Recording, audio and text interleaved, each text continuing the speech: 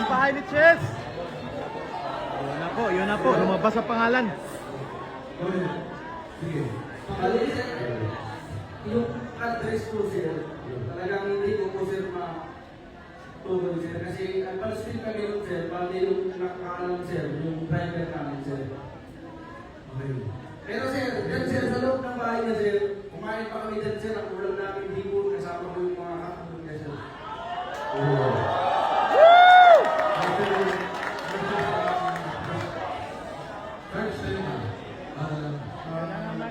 Pangalanan na. Si Chess is zero. Kaya pa ba mulit touch yung Chess zero? Ayan na.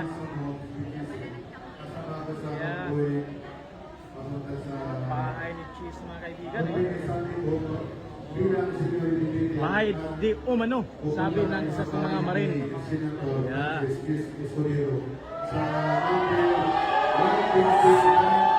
Street corner Hernani, New Manila.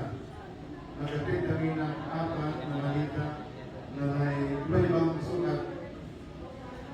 Di umano, dineliberan daw ang bahay ni Jesus Cordero. Sabi ng isa sa mga marin, mga kaibigan. Ito yung pinipili ko kung isa yun, o iba pa. Yan na po yung i-support ko lang. Yan mismo sa loob yan ng nag-unload ng malita. Sino itong tatlong nakatayo ito?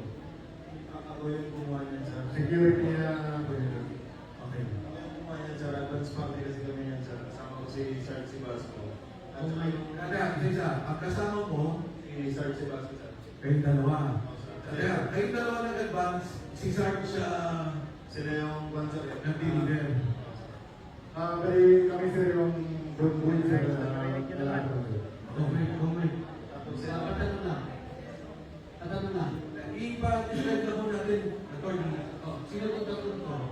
Yung mga bluser, security po yung bahay. Yung dalawa sa kasama namin sa advance party, dalawang active na Philippine Coast Guard po yan.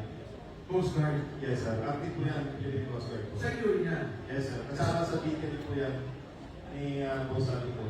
Okay. Alam mo ang pangalan niya? Yung dalawa. Kilala ko po yan sir. Anong pangalan? Si Sarge Sagitan at saka si Sarge Sili po. Okay, meron ko tanong. Yung delivery nyo kayo sa bahay ng isa ng cheese, ilang maleta yung unang deliver nyo? Ang nangyari, advance sila. Ang nag-deliver sila, Sarge. Okay, ilan yung deliver? Yung una? Bali, apat sila na medium size. Iba-ibang size. Apat yung una. Meron pa ba? Nakawit pa ba? Yun ang sila Yun ang Okay.